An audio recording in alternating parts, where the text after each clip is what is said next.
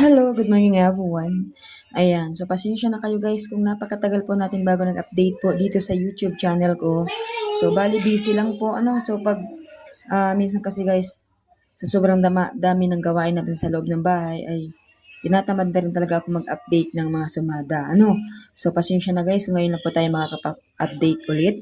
Ayan, so pero sa Facebook ko guys, kung kayo po ay nakafollow sa Facebook ko, so lagi naman po tayong may sumada, lagi po akong i-update ng mga tips na pwede ninyong tayaan.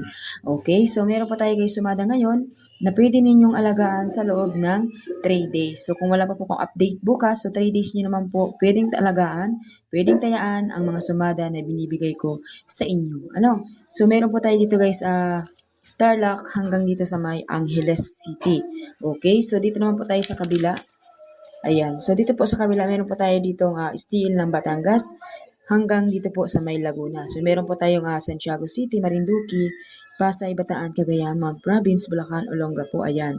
So alam nyo kasi guys, dami talaga kasi guys ditong nawala na hindi na talaga yung mga followers po dito sa my YouTube channel ko ay hindi na talaga totally nanonood.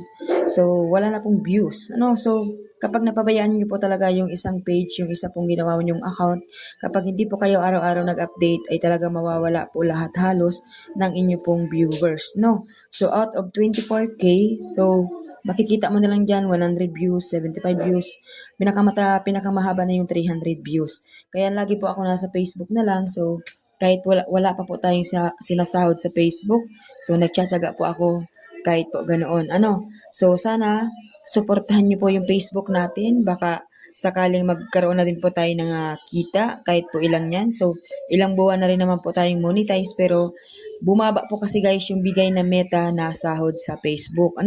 So kahit napakarami po ng inyong views ay wala pa rin pong kita. So akala na siguro ng iba mayaman na tayo, malaki yung kita natin. So, hindi po yan totoo guys, kasi yung pera na nahahawakan ko is dito po yan sa ating pong sideline na nagpapataya po sa STL ng Weteng. So, ako po ay matagal nang nagpapataya, matagal na po akong agent, So, sa mga nais pong maghanap buhay, malaki po yung chance nyo na makatulong sa inyo pong mga asawa kung kayo po ay susubukan ninyong magpataya online. So hindi naman po siya guys totally scam, kasi kung meron po talaga kayo mapapasahan na legit at hindi po scammer, so wala naman pong problema dahil yung mga tumatama ay mabibigyan din naman ninyo ng panalo. So habang meron pa po tayong pinagkakakitaan, mag-ipon, bilihin na yung dapat bilihin para kung sakali man pong ito ay mawala, ay hindi po tayo basta-basta babagsak at meron po tayong matatakbuhan.